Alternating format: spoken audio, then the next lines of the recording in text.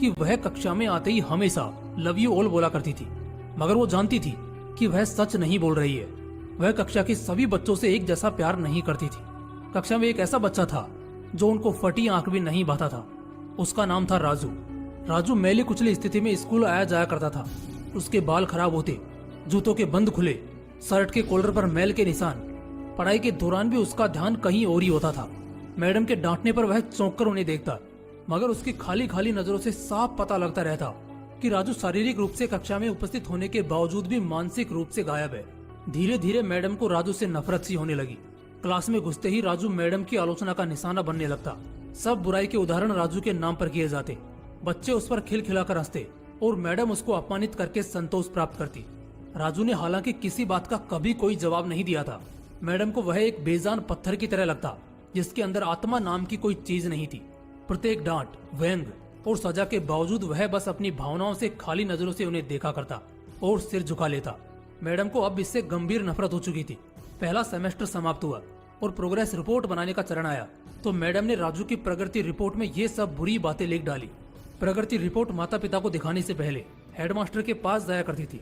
उन्होंने जब राजू की प्रोग्रेस रिपोर्ट देखी तो मैडम को बुला लिया। मैडम, प्रगति रिपोर्ट में कुछ तो राजू की प्रगति भी लिखनी चाहिए। आपने तो जो कुछ लिखा है इससे राजू के पिता बिल्कुल निराश हो जाएंगे। मैडम ने कहा, मैं माफी मांगती हूँ, लेकिन राजू एक बिल्कुल ही अशिष्ट और निकम्मा बच्चा है। मुझे नहीं लगता कि मैं उसकी प्रगति के बारे में कुछ लिख सकती हूँ। मैडम घृणित लहजे में बोलकर वहाँ से उठकर चली गई और फिर स्कूल की छुट्टी हो गई।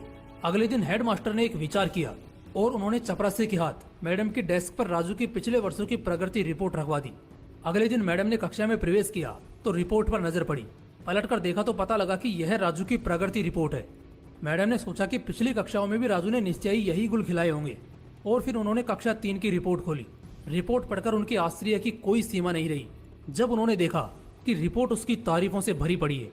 उसमें लिखा था, राजू जैसा बुद्धिमान बच्चा मैंने आज तक नहीं देखा। बेहद संवेदनशील बच्चा है और अपने मित्रों और शिक्षक से बेहद लगाव रखता है। अंतिम सेमेस्टर में भी राजू ने प्रथम स्थान प्राप्त किया है। इसके बाद मैडम ने कक्षा 4 की रिपोर्ट खोली।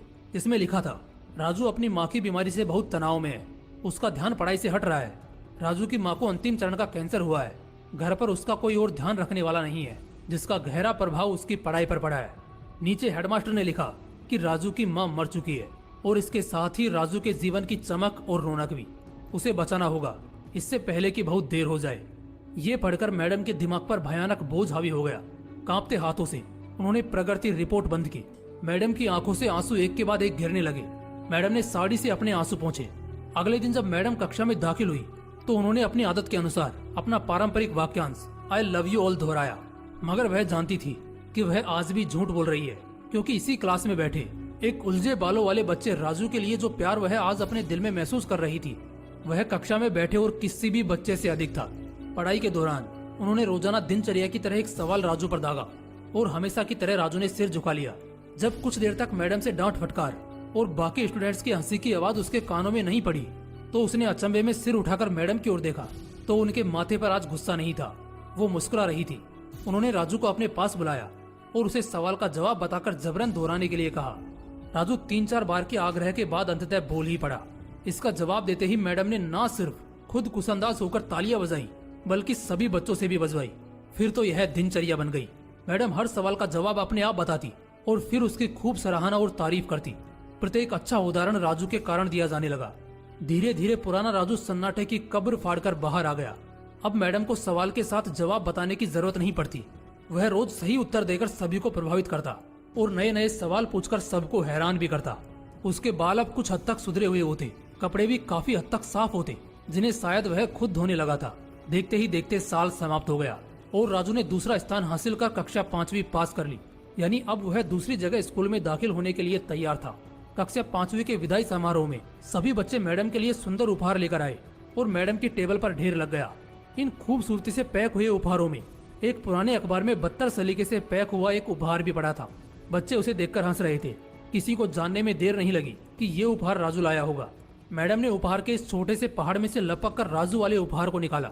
खोलकर देखा तो उसके अंदर एक महिलाओं द्वारा इस्तेमाल करने वाली इत्र की आदि इस्तेमाल की हुई शीशी और हाथ में पहनने वाला एक बड़ा सा कंगन था, जिसके ज्यादातर मोती झड़ चुके थे।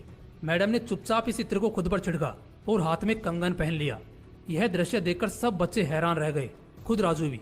आखिर राजू से रहा नहीं गया और मिस के पास आकर खड़ा हो गया।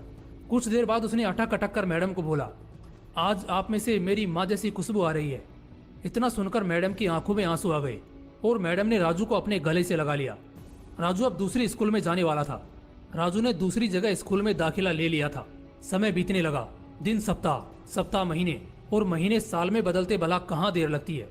मगर हर साल के अंत में मैडम को राजू से एक पत्र नियमित रूप से प्राप्त होता, जिसमें लिखा होता, इस साल मैं कई नए टीचर्स से मिला, मगर मैडम आप जैसा कोई नहीं था।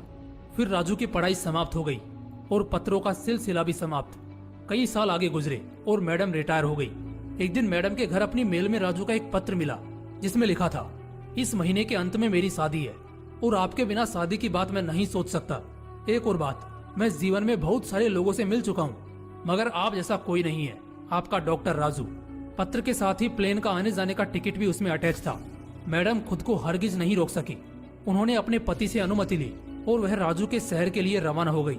शादी के दिन जब वह शादी की जगह पहुंची तो थोड़ी लेट हो चुकी थी।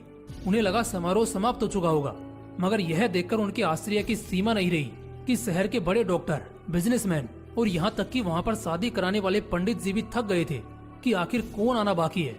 मगर राजू समारोह में शादी के मंडप के बजाय गेट की तरफ टकटकी लगाए उनके आने का इंतजार कर रहा था। फिर सबने देखा कि जैसे ही एक बूढ़ी औरत ने गेट से प्रवेश किया, राजू उनकी ओर लपका और उनका वह हाथ पकड़ा जिसमें उन्होंने अब तक वह कड़ा पहना हुआ था, कंगन पहना हुआ था, और उन्हें सीधा स्टेज पर ले गया। राजू ने माया हाथ में पकड़कर कुछ यूं बोला, दोस्तों, आप सभी हमेशा मुझसे मेरी माँ के बारे में पूछा करते थे और मैं आप सबसे वादा किया करता था कि जल्द ही आप सबको उनसे मिलाऊंगा। ध्यान से देखो, ये है मेरी प्यारी सी माँ, दुनिया की सबसे अच्छी है मेरी माँ, यह मेरी माँ है। दोस्तों, इस सुंदर सी कहानी को सिर्फ शिक्षक और शिष्य के रिश्ते के कारण ही मत सुनिएगा।